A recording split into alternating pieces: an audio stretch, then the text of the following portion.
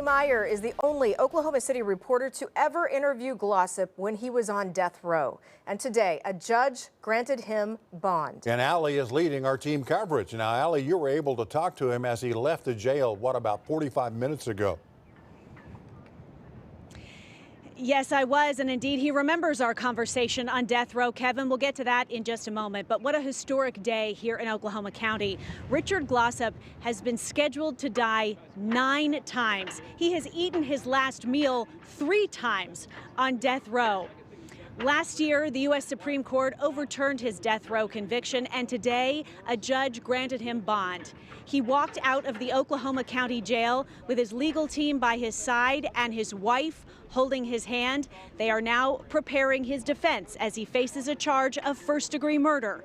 Here is the first time we heard from Richard Glossip in person in 11 years.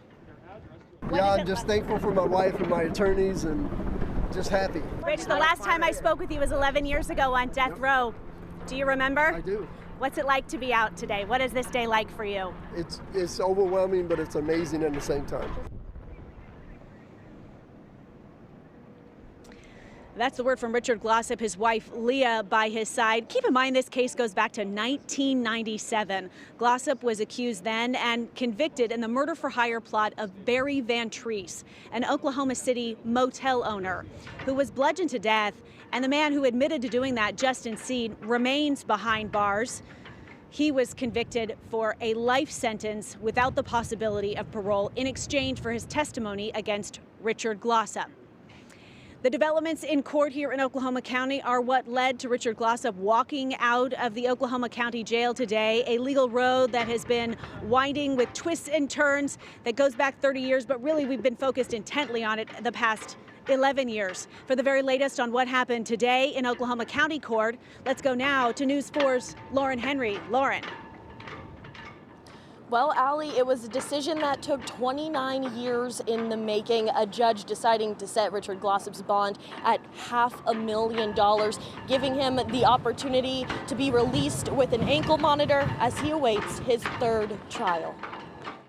News 4 first sat down with death row inmate Richard Glossip in 2015. They offered me a life sentence at my 2nd trial, and I turned it down because I'm not going to stand there and admit to doing something that I didn't do. For the first time in nearly 3 decades, a judge has given him the opportunity to post bail. Today was a day when, we got to say, we've been right. Richard Glossip's attorney, Don Knight, says the judge's decision to allow Glossip a $500,000 bond is one they've been waiting for. She cited to a previous decision by the Court of Criminal Appeals that said the evidence supporting this conviction is weak. Justin Sneed, Glossip's former co-worker, originally testified that Glossip hired him to murder their boss, Barry Van Treese.